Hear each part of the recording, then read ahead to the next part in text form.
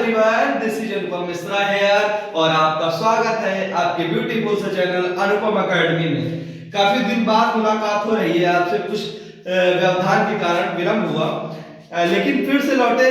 सुबह का भूला अगर शाम को घर वापस आए तो उसको भूला नहीं कहते। इसी के साथ साथ मैं फिर से हाजिर हूँ आपके लिए, आपके कुछ जो हिस्ट्री ज्योग्राफी से रिलेटेड कुछ तथ्य को लेकर, जो कि अनुपम एकेडमी में आपको पढ़ाए जाते रहे हैं और पढ़ाए जाते भी हैं अभी फिर। तो आज हम क्या लेकर आए हैं आपके लिए कि जो इंडियन नेशनल मूवमेंट हुए हमारे, क्या हुए इंडियन नेशनल मूवमेंट।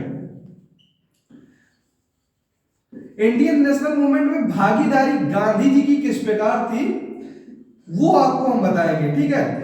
इसमें से अब शुरुआत यहां से करते हैं कि गांधी जी जो थे वो भारत कब आए। अगर हम ये बात करेंगे तो महात्मा गांधी जो थे, महात्मा गांधी वो भारत कब आए, वो आए 9 जनवरी 1915 को। ये पहले कहां थे, इसके पहले वो कहां थे, इसके पहले वो कहां थे, साउथ अफ्रीका में थे, साउथ अफ्रीका में थे, ठीक है। अब साउथ अफ्रीका से वापस कब आए, 9 जनवरी 1915 को। अब उन्होंने क्या किया, यहाँ की जो भी गतिविधियां थी उनको जानने का प्रयास किया कि किस प्रकार हम अपने देश की जो भी, जैसे गुलामी कर रहा था अंग्रेजों की हमारा देश, तो उसको जानने के लिए अब कोई भी है कुछ भी काम आप करने जाते हैं तो जब तक उसके बारे में जान नहीं लेते तब तक हम आगे कदम बढ़ाते नहीं है। तो गांधी जी ने भी ऐसा किया कि यहाँ की सारी गतिविधियों को जानने लगे। और इसी के साथ साथ चंपारण बिहार की यात्रा की थी गांधी जी ने 1916 में, जो कि वहां के एक किसान थे जिनका नाम था राजकुमार शुक्ला। राजकुमार शुक्ला ने चंपारण बिहार वाली जो मूवमेंट था उसमें काफी अहम भूमिका निभाई थी।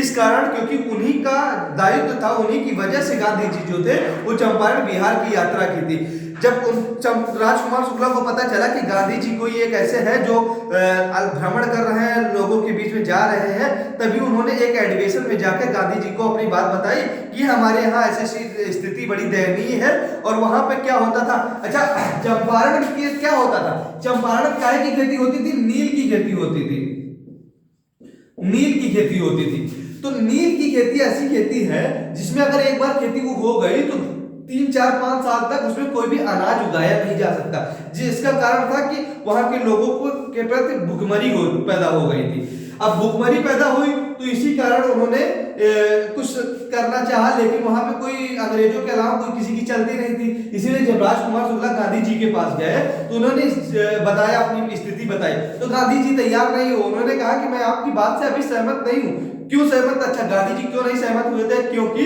यदि कोई भी है आपसे डायरेक्ट आके कह देता है कि नहीं भैया ऐसा ऐसा करना है, तो आप किसी उस चीज के बारे में सोचेंगे विचारेंगे तब तो आप करेंगे ना कार्य। बिना सोचे विचारे अगर कार्य कर देंगे तो आपके ऊपर भी कोई भी विघटन आ जाएगा, तो आप जिम्मेदार तो आप ही होंगे।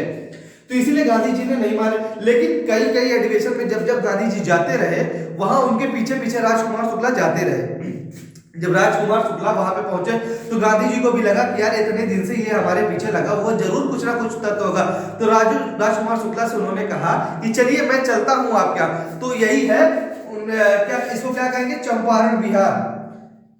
चंपारण बिहार कब की थी, 1916 में की था, ठीक है। यही पहला मूवमेंट है, फर्स्ट इंडियन नेशनल मूवमेंट है ये, फर्स्ट इंडियन नेशनल मूवमेंट है ये,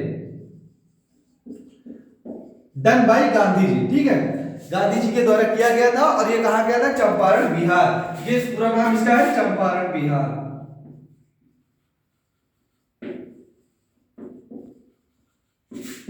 ठीक है। तो ये क्या था, पहला आंदोलन था।